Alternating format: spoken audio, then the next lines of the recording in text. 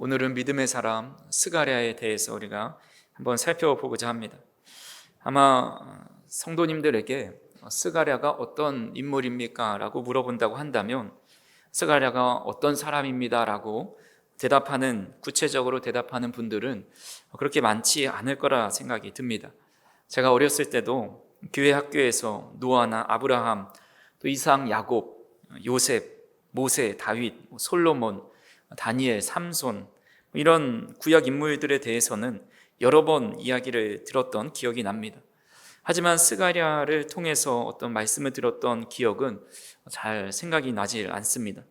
스가랴뿐만 아니라 오바댜, 미가, 나훔, 하박국, 스바냐, 학개와 같은 그런 선지자들에 대해서는 사실 잘 들어보지도 못했고 그 안에 담긴 내용이 너무나도 어려워서 잘 이해하지 못하고 그냥 넘어갈 때가 많이 있습니다. 구약 성경에는 선지자의 이름으로 기록된 책이 총 16권이 있습니다. 이사야부터 시작해서 말라기까지 16명의 선지자가 하나님께 받은 계시를 글로 기록해 놓았습니다. 근데 이 16권의 선지서를 둘로 나누어 놓았습니다. 대선지서와 소선지서입니다. 이 선지서의 첫 시작인 이사야, 예레미야, 에스겔, 다니엘을 대선지서로 보고 있습니다. 그리고 그 이후에 호세아부터 말라기까지를 소선지서다라고 부릅니다. 대선지서와 또 소선지서를 구별하는 것은 어떤 능력이 큰 선지자 혹은 작은 선지자, 위대한 선지자, 위대하지 않은 선지자의 차이가 아닙니다. 일반적으로 여러 가지 중에서 하나 대표적인 것이 부피와 양의 차이입니다. 대선지서는 이사야가 66장, 예레미야랑 에가가 합쳐져서 57장, 에스겔이 48장이나 됩니다. 그리고 다니엘서는 12장밖에 되진 않지만 역사적 이야기와 또 종말론적 예언을 다 담고 있어서 대예언서로 분류해 놓았습니다. 그에 반해서 소예언서는 분량이 짧습니다. 이 소예언서로 분류된 스가랴는 그나마 소예언서 중에 가장 많은 14장의 분량을 가지고 있습니다. 그리고 이 스가랴서는 구약성경 맨 뒤에서 두 번째로 있기 때문에 이 통독을 쭉 해나가다가 끝까지 구약성경을 읽는 것이 아니라면 스가랴서를 한 번도 읽지 못해본 성도들이 참 많이 있습니다. 특별히 스가랴서는 앞에서 말씀드린 대로 그 안에 담긴 내용이 참 어려워서 읽고 내려가면서도 이게 어떤 의미인지 그냥 글로만 읽다가 읽으면서 동시에 까먹어버리는 일이 일어나기도 합니다. 그래서 오늘 우리는 좀 생소하지만 정말 중요한 메시아 사상을 전했던 이 스가랴 선지자에 대해서 살펴보고자 합니다. 먼저 스가랴가 어떤 인물이었는지 우리 스가랴 1장 1절을 같이 한번 읽어보겠습니다. 다리오 왕 제2년 8째 달에 여호와의 말씀이 이도의 손자 베레기야의 아들 선지자 스가랴에게 임하니라. 이르시되, 스가랴는 이도의 손자 베레기야의 아들이다라고 말씀하고 있습니다.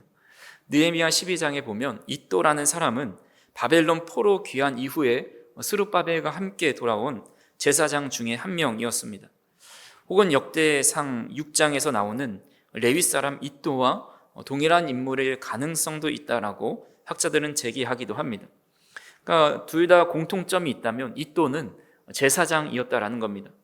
그러니까 스가랴의 아버지 베레기야에 대한 기록은 남아있지 않지만 이 베레기야 또한 이 집안의 제사장 집안의 이력에 따라서 그도 제사장이었을 것이고 이 스가랴 또한 제사장이었습니다. 제사장으로 제사장 가문에서 태어나서 제사장의 일을 하다가 결국 다리오 왕 제2년 8째 달에 여호와의 말씀이 그에게 임해서 그는 선지자의 역할을 감당하게 됩니다. 근데 이때 다리오 왕 제2년 8째 달, 이때가 이스라엘 역사에서 가장 힘들고 어려운 시절 중에 하나였습니다. BC 586년에 유다가 바벨론으로부터 멸망하고 난 뒤에 세 차례에 걸쳐서 바벨론 포로로 잡혀가게 됩니다. 그들은 바벨론에서 70년 동안 지내다가 이 포로 생활을 마치고 고향 돌아오게 되는데 그들은 늘 예루살렘을 그리워하며 살았습니다. 정신적, 종교적 중심지였던 예루살렘을 그리워하면서 눈물로 그 70년의 세월을 보냈는데 그때가 얼마나 힘들었는지 시편 137편에 7편 1절에 이렇게 고백하고 있습니다. 우리가 바벨론의 여러 강변 거기에 앉아서 시온을 기억하며 울었도다. 그 바벨론의 강변에서 늘 고향을 기억하면서 눈물로 하루하루를 보냈다라는 것입니다. 그래서 이스라엘 백성들의 꿈이 있다면 예루살렘으로 돌아가는 것이었습니다. 이것은 이스라엘 백성들뿐만 아니라 누구든지 어떤 나라든지 포로로 그 나라에 끌려가게 되면 고향을 그리워하고 다시 돌아가는 것을 꿈으로 삼는 것은 당연한 일입니다. 그래서 이스라엘 백성들도 예루살렘으로만 돌아갈 수 있다면 우리의 소원은 통일이라고 노래하는 것처럼 우리의 소원은 고향으로 돌아가 다시 예루살렘 성전에 가서 주님을 예배하는 것이다 라고 노래를 부를 정도로 그것을 꿈으로 삼고 살아갔습니다. 근데 세계의 패권은 이 바벨론에서 페르시아로 넘어가게 되었고, 고레스가 페르시아의 왕이 된 후에 이제 수십 년의 세월이 흘러서야 결국 예루살렘으로 돌아오게 되었습니다. 바벨론에서 예루살렘까지의 거리가 한 1500km 정도 됩니다. 서울에서 부산까지 500km가 되지 않는데 이보다 3배는 더 먼 거리입니다. 그래서 비행기로 가면 2시간 정도밖에 안 걸리는 거리이지만 약 2600년 전에는 비행기도 없었고 유일한 교통수단은 낙타나 말, 나귀와 같은 가축이 있었는데 포로로 살다 온 이들이 무슨 이런 가축이 있었겠습니까? 그들은 2달 정도 걸려서 예루살렘에 가야 하는데 가다가 굶어 죽을 수도 있고 목말라 죽을 수도 있습니다. 강도와 야생의 동물의 위험도 있을 수 있습니다. 그럼에도 불구하고 그들은 예루살렘에서 살기를 바라면서 그곳으로 예루살렘을 향해 갔고 결국 예루살렘에 도착한 사람들과 또는 도착하지 못한 사람들도 있었습니다. 그렇게 돌아와서 예루살렘에 돌아가면 참 행복하고 또 평안한 삶을 살 것 같았지만 그들이 돌아온 현실은 행복한 상황이 아니었습니다. 경제적으로 여전히 어려웠고 황폐한 땅 가운데서 다시 성전을 재건해야만 했습니다. 그 내용이 학개서 1장 6절에 이렇게 나와 있습니다. 같이 한번 읽어보겠습니다. 너희가 많이 뿌릴지라도 수확이 적으며 먹을지라도 배부르지 못하며 마실지라도 흡족하지 못하며 입어도 따뜻하지 못하며 일꾼이 삭슬 받아도 그것을 구멍 뚫어진 전대에 넣음이 되느니라. 이들의 삶은 많이 뿌려도 수확이 적고 먹어도 배부르지 못하고 마시더라도 흡족하지 못하고 입어도 따뜻하지 못하고 일꾼이 아무리 열심히 일을 해서 삭슬 모아놓아도 구멍 뚫어진 전대에 넣은과 같이 늘 저축되는 것이 없이 매번 빠져나가는 이 궁핍한 삶을 살아가야만 했습니다. 그런 시대 속에서 스가랴는 아무리 예루살렘이 황폐하여도 지금의 우리의 삶이 학개 1장 6절에 나온 것 같은 삶이다 할지라도 또한 아직 성전이 재건되지 않았다 할지라도 마음에 참된 예루살렘을 이루며 살 수 있는 유일한 방법을 예언해 주고 있습니다. 그것은 바로 메시아를 자신의 마음에 모시고 살아가는 것입니다. 그래서 오늘 우리가 읽은 말씀인 스가랴 9장 9절은 신약 사복음서에 다 예수님께서 성취하신 내용 아주 유명한 말씀입니다. 스가랴 9장 9절 오늘 본문을 같이 한번 읽어보겠습니다. 시온에 따라 크게 기뻐할지어다. 예루살렘에 따라 즐거이 부를지어다.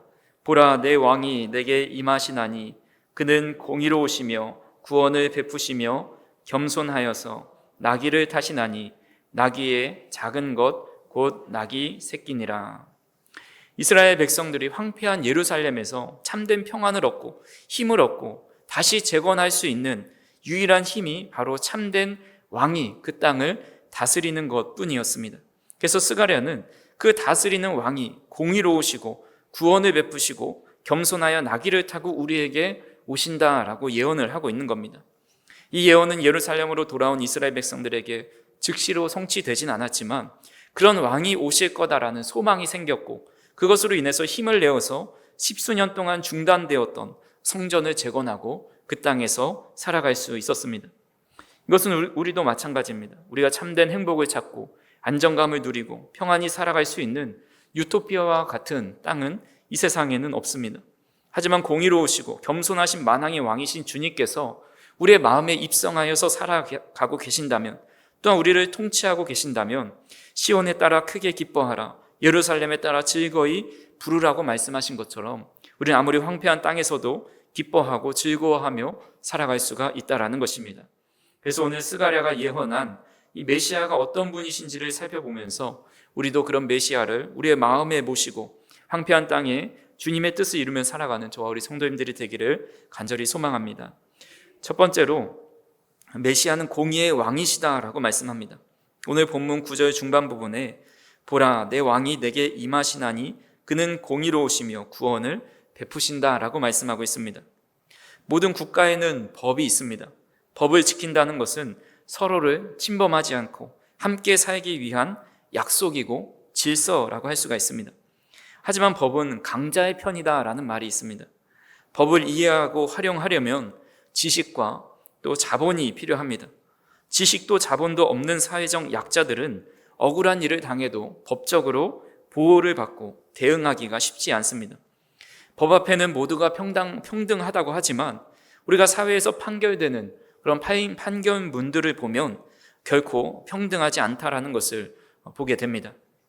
이스라엘 왕들은 이미 백성들에게 포악과 겁탈을 행하고 속여 빼앗는 존재들이었습니다. 대표적인 사례가 아합이 나봇의 포도원을 빼앗은 일입니다. 당시 아합은 왕궁 옆에 있는 나봇의 포도원을 갖고 싶어서 나봇에게 이렇게 제안을 합니다. 열왕기상 21장 2절에 아합이 나봇에게 말하여 이르되 내 포도원이 내 왕궁 곁에 가까이 있으니 내게 주어 채소밭을 삼게 하라. 내가 그 대신에 그보다 더 아름다운 포도원을 내게 줄 것이요 만일 내가 좋게 여기면 그 값을 돈으로 내게 주리라 라고 제안합니다. 하지만 나봇은 조상에게 받은 기업을 팔 수 없다라고 말하면서 거절을 하게 되고 아합은 침상에 누워서 식사까지 하지 않을 정도로 근심해 있습니다. 아합의 근심을 알고 있었던 이 이세벨은 아합의 이름으로 나봇에 사는 성읍의 장로와 귀족들을 매수하여서 이가 하나님과 왕을 저주하였다라고 증언하라고 시킨 것입니다. 그래서 이들의 증언을 통해서 그 나봇을 돌로 쳐 죽이고 왕의 권력을 이용해서 나봇의 포도원을 빼앗는 일이 일어납니다. 이스라엘 백성들 사이에서 나봇의 일만 있었던 것은 아닙니다. 나라가 힘을 잃어가고 부패할수록 정의와 공의는 사라지고 자신의 힘을 가지고 구분 판결을 하고 약자를 속이고 빼앗으며 살아갑니다. 하나님은 그런 이스라엘 백성들의 통치자들을 향해서 이렇게 경고의 말씀을 전해주셨습니다. 에스겔서 45장 9절을 같이 한번 읽어보겠습니다.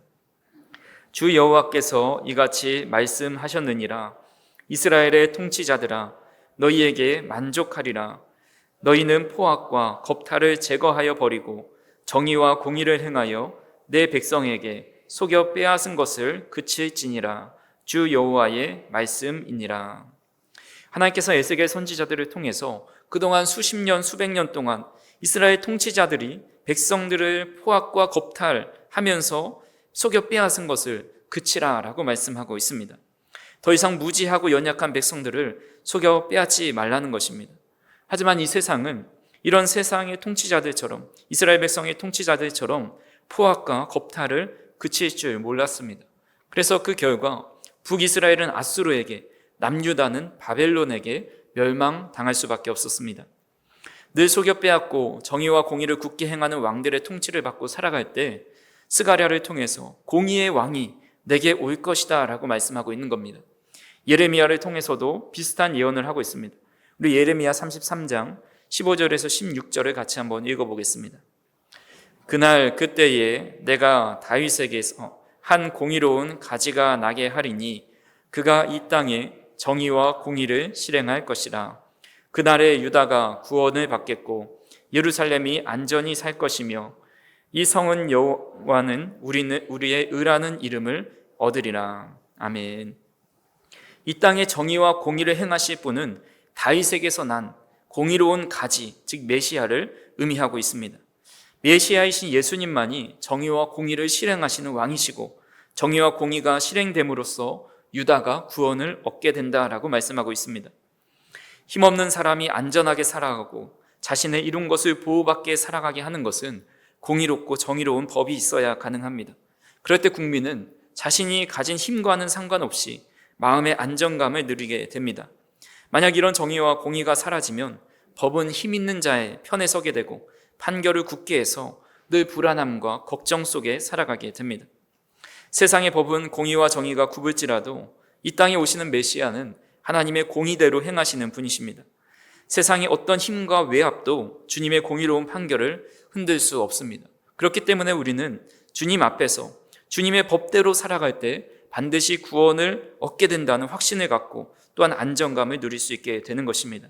그렇게 공의로우신 주님을 우리 마음에 모시고 살아감으로써 내 마음의 안정감과 평안함을 누리며 살아갈 수 있기를 간절히 소망합니다. 두 번째로 겸손의 왕으로 이 땅에 오셨다라고 말씀합니다. 스가랴가 우리를 다스릴 왕에 대해서는 그는 겸손하여서 나귀를 타신다라고 예언하고 있습니다. 어린 나귀는 겸손의 상징입니다. 세상의 왕들은 엄청나게 삼엄한 경비 속에서 또 위풍당당하게 등장합니다. 그래서 그 어떤 일반 백성도 다가갈 수 없도록 철통 보안을 합니다. 우리 일반 백성과는 동떨어져 있는 삶과 존재로 살아갑니다. 그래서 보통 사람이 감히 청와대를 마음껏, 요즘 청와대가 바뀌었죠, 이 용산 거기를 마음껏 드나들지 못하고 궁궐이나 백악관에 마음껏 드나들 수가 없는 것을 보게 됩니다. 하지만 나귀 새끼를 타고 오신 예수님의 모습은 바로 우리 왕 되신 예수님이 권위적으로 군림하여서 힘과 무력으로 다스리는 왕이 아니라 겸손하게 섬기는 왕으로 오신 것을 분명하게 보여주는 것입니다. 세상의 왕들은 자기가 가진 권력을 통해서 부정부패를 일삼고 전쟁을 일으키고 욕심을 채우기도 합니다. 하지만 우리의 왕이신 예수님은 온 세상의 모든 권세를 가지고서도 겸손하게 자신을 낮추시고 오히려 섬겨주십니다. 이를 통해서 아무리 가난한 영혼이다 할지라도 누구나 예수님께 나아갈 수 있고 주님을 만날 수 있게 되었고 예수님 안에서 사랑을 맛보고 그와 함께 동행하는 삶을 살 수 있게 된 것입니다. 또한 그의 왕국의 자녀로서 예수님의 겸손을 늘 누리며 살아가면서 우리 또한 이 세상을 겸손히 섬기는 자가 되게 하시는 것입니다. 그러므로 그리스도인은 겸손한 사람이 되어야 합니다. 왜냐하면 우리의 왕이신 예수님께서 겸손하시기 때문입니다. 근데 정말로 겸손하기란 쉽지가 않습니다. 인간의 본성은 이 겸손과는 거리가 참 멀기 때문입니다. 아무리 위대한 종교 지도자다 할지라도 겸손하기가 참 어려운 것을 보게 됩니다. 16세기에 종교개혁을 일으켰던 마틴 루터와 찌빙글리라는 사람은 처음에는 서로 마음을 합하여서 종교개혁을 일으키고 또 여러 가지 이 교리들을 만들어 가는데 종교개혁을 해나가면서 점점 두 사람이 추구하는 방향이 다른 점을 발견하게 됩니다. 그래서 결국 서로 극심한 대립을 갖게 되는데 이 두 사람이 이야기를 나눌 때마다 의견 충돌로 서로 얼굴을 붉히게 됩니다. 그러다 어느 날 두 사람이 스위스 산을 함께 오르게 되는데 마침 그때 두 마리의 염소가 매우 좁은 다리를 서로 마주보고 건너갑니다.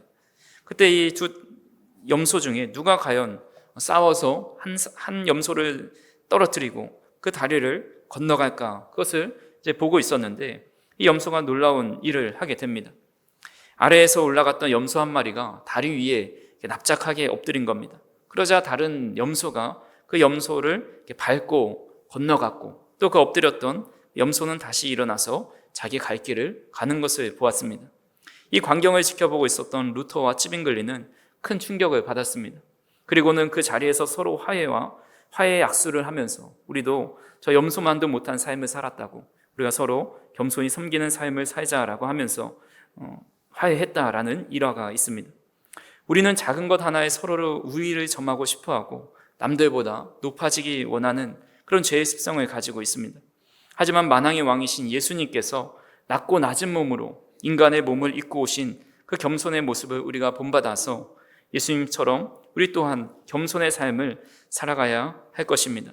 그래서 예수님께서 겸손의 왕으로 이 땅에 오지 않으셨다면 우리 또한 구원을 받을 수 없었다라는 것을 생각하시면서 겸손의 왕이신 주님을 우리의 마음에 모시고 살아가서 황폐와 다툼과 시기와 가득한 곳을 겸손과 섬김으로 사랑으로 변화시킬 수 있는 저 우리 성도님들이 되기를 간절히 소망합니다.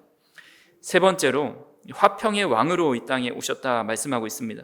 우리 본문 10절 말씀을 같이 한번 읽어보겠습니다. 내가 에브라임의 병거와 예루살렘의 말을 끊겠고 전쟁하는 활도 끊으리니 그가 이방 사람에게 화평을 전할 것이요 그의 통치는 바다에서 바다까지 이르고 유브라데 강에서 땅끝까지 이르리라. 아멘. 이스라엘 백성들은 늘 전쟁의 두려움 속에 살아갔습니다. 주변에 끊임없이 쳐들어오는 강대국들로부터 위협을 당하고 이스라엘 백성들을 다스리는 왕들조차도 자신을 보호하려 하지 않습니다. 그래서 이스라엘 백성들은 늘 평화를 갈망하였습니다. 그런 시대 속에서 예수님은 그들에게 평화를 주시기 위해 오셨다라고 스가랴는 예언하고 있습니다. 주님이 베들레헴 구유에 누이셨을 때에 하늘의 천사들이 제일 먼저 들에서 자기 양떼를 지키던 목자들에게 나타나서 오늘날 다윗의 동네에 너희를 위하여 구주가 나셨다라는 소식을 전해줍니다. 그리고 나서 하늘로 올라가면서 이렇게 주님을 찬양합니다. 누가복음 2장 13절에서 14절 말씀 같이 한번 읽어보겠습니다. 호련히 수많은 천군이 그 천사들과 함께 하나님을 찬송하여 이르되 지극히 높은 곳에서는 하나님께 영광이요 땅에서는 하나님이 기뻐하신 사람들 중에 평화로다 하니라. 아멘. 그래서 예수님께서는 이 땅 가운데 평화를 주시기 위해 오셨다라는 사실을 스가랴는 전해주고 있습니다. 그러니까 예수님은 가장 먼저 하나님과 인간 사이의 평화를 이루셨습니다. 모든 사람이 죄로 말미암아 하나님과 원수가 되었지만 그 하나님과 평화를 이루고 함께 주님 앞에 나아갈 수 있는 길은 오직 예수님을 통해서만이 갈 수 있습니다. 그래서 이 땅 가운데 하나님과 우리 사이를 평화를 이루기 위해서 이 땅 가운데 예수님이 오신 것이고, 그런 하나님과의 평화를 이루었다면 우리는 사람과 사람 사이에 평화를 이루게 하기 위해서 주님은 평화의 왕으로 이 땅에 오셨습니다. 그래서 평화의 왕으로 오신 예수님의 복음이 전파되는 곳마다 그곳에는 참된 평화가 이루어졌습니다. 사람들을 팔고 샀던, 사고 팔았던 이 노예제도가 성행했던 곳에 그리스도의 복음이 전파되자 노예제도가 사라집니다. 종과 주인의 관계 속에서 모두 한 그리스도의 형제가 되고 양반과 상민제도가 사라지게 되었습니다. 그래서 평화의 예수님을 마음에 모시고 살아가는 사람은 모두가 평화의 도구가 되어야 합니다. 마태복음 5장 9절에 말씀하신 것처럼 화평케 하는 자가 복이 있나니 저희가 하나님의 아들이라 일컬음을 받을 것이라 말씀하신 것처럼 평화를 전하는 자가 바로 하나님의 아들이다, 하나님의 딸이다 말씀하고 있는 것입니다. 이 진리를 깨달은 이탈리아의 성자 프란시스가 아주 유명한 기도를 하였습니다. 오 주여, 나를 평화의 도구로 써주셔서 미움이 있는 곳에 사랑을, 상처가 있는 곳에 용서를, 분열이 있는 곳에 일치를, 유혹이 있는 곳에 믿음을 심게 하소서. 오 주여, 나를 평화의 도구로 써주소서. 오류가 있는 곳에 진리를, 절망이 있는 곳에 희망을, 어둠이 있는 곳에 광명을, 슬픔이 있는 곳에 기쁨을 심게 하소서. 위로를 받기보다는 위로하며, 이해받기보다는 이해하며, 사랑받기보다는 사랑하며, 참 믿음 온전히 줌으로써 영생을 얻기 때문이니 오 주여, 나를 평화의 도구로 써주소서라는 유명한 기도를 하였습니다. 예수님께서는 살렘의 왕, 즉 평강의 왕으로 이 땅에 오셨습니다. 십자가에서 우리의 죄를 대신하여 자신을 버리시고 평화를 이루셨습니다. 이로 인해서 하나님과 우리들 사이에 평화가 이루어져서 우리는 하나님의 자녀가 될 수 있었습니다. 그리고 이 복음이 증거되는 곳마다 차별과 또 서로의 평화, 다툼이 사라지고 평화를 이루게 되었습니다. 그래서 우리는 주님께서 평화로 오셨기 때문에 우리는 평화의 도구로 살아가야 합니다. 이 큰 은혜를 입은 우리들 또한 평화의 사신이 되어서 저희 성도님들이 가는 곳마다 참된 평화와 평안을 누리며 전하며 살아갈 수 있는 저희 성도님들이 되기를 간절히 소망합니다. 이렇게 메시아를 마음에 모시고 살아가는 사람들에게 주시는 축복이 있습니다. 오늘 본문은 아니지만 우리 16절에서 17절 말씀을 같이 한번 읽어보겠습니다. 이 날에 그들의 하나님 여호와께서 그들을 자기 백성의 양떼같이 구원하시리니 그들이 왕관의 보석같이 여호와의 땅에 빛나리로다. 그의 형통함과 그의 아름다움이 어찌 그리 큰지 곡식은 청년을 새 포도주는 처녀를 강건하게 하리라. 아멘. 하나님께서는 그 백성의 양떼처럼 돌보시는 목자가 되신다, 그들을 구원하신다 말씀하고 있습니다. 그 백성은 단순히 보호만을 받는 존재가 아니라 왕관의 보석처럼 빛나는 존재로 세상 가운데 세워진다 말씀합니다. 즉 그리스도를 따르는 자들, 주님을 마음에 모시고 살아가는 자들은 하나님 나라의 보배로운 자들이 된다는 겁니다. 그리고 17절에 보시면 그리스도 안에 누리는 삶의 풍요로움과 회복을 노래하고 있습니다. 그의 형통함과 그의 아름다움이 어찌 그리 큰지 곡식은 청년은 새 포도주는 처녀를 강건하게 하리라 라고 말씀합니다. 이것은 단순히 물질적인 번영뿐만이 아니라 영혼의 회복, 인격의 변화, 공동체의 기쁨과 강건함을 회복하게 된다라는 말씀입니다. 예수님 안에 거할 때 청년은 정직한 힘을 얻고 또 자매는 기쁨과 생명으로 성명의 열매로 강건하게 된다라는 약속입니다. 그래서 우리는 때때로 세상 속에서 너무 작은 존재로 느껴질 수 있고 황폐한 땅에서 어떻게 주님의 뜻대로 기뻐하며 또 즐거워하며 살 수 있을까를 생각하게 됩니다. 하지만 하나님은 말씀하시기를 그들이 왕관의 보석같이 여호와의 땅에 빛나게 된다라고 말씀하고 있습니다. 우리의 왕 되신 주님은 보석과 같은 존재입니다. 그분의 공의와 겸손과 평화 안에 거하는 삶은 결코 하찮거나 평범한 삶이 아니라 가장 빛나고 존귀하고 이 땅 가운데 높임을 받는 삶이다라는 것입니다. 그렇기 때문에 우리는 예수님을 진정한 왕으로 고백하며 그분의 성품을 닮은 삶으로 살아가야 합니다. 공의의 왕을 닮아서 정의롭고 정직한 삶을 살고 겸손의 왕을 닮아서 스스로 낮추어 이웃을 섬기고 화평의 왕을 닮아서 사랑과 용서로 평화를 이루는 삶, 그런 삶을 살아갈 때 우리도 왕관의 보석처럼 이 땅에 하나님의 영광을 비추는 사람이 될 것입니다. 말씀을 정리합니다. 스가랴는 황폐한 땅에서 희망과 소망을 잃어버린 백성들에게 참 희망을 줄 수 있는 메시지가 무엇일까를 고민하였습니다. 그때 하나님께서 주신 마음속에 주신 메시지가 바로 평강의 왕, 공의의 왕, 정의의 왕, 겸손의 왕이 너희 가운데 임한다라는 말씀을 주신 겁니다. 그래서 그들은 현실은 아무리 황폐하고 다시 예루살렘 성전을 재건해야 하는 여러 삶의 어려움들이 있었지만 그 주님께서 주시는 예언의 메시지를 듣고 그 왕이 오시면 우리의 삶이 더욱더 주님 안에서 아무리 황폐한 땅이다 할지라도 빛나는 삶이 될 것이고 하나님의 영광을 비추는 삶이 될 것이라는 믿음을 가지고 그 어려운 시기를 잘 극복해 나갈 수 있었습니다. 우리 또한 우리의 삶이 아무리 초라하고 또 황폐한 예루살렘과 같은 삶이다 할지라도 평강의 왕이시고 공의의 왕이신 주님을 우리의 마음 가운데 모시고 살아간다면 그 인생은 결코 하찮고 또 이 땅 가운데 황폐한 삶이 아니다라는 것입니다. 그렇게 간절히 바라기는 왕으로 오시고 또 공의의 왕이요 또 평강의 왕, 겸손의 왕으로 오신 주님을 모시고 살아가면서 이 황폐한 땅을 아름답게 만들어가고 또한 스가랴가 희망을 잃어가는 백성들에게 그 귀한 메시아의 메시지를 전했던 것처럼 우리도 우리 주변에 희망을 잃고 살아가는 사람들, 황폐한 땅을 살아가는 사람들에게 희망과 복음의 메시지를 전하며 살아가는 저와 우리 성도님들이 되기를 간절히 소망합니다.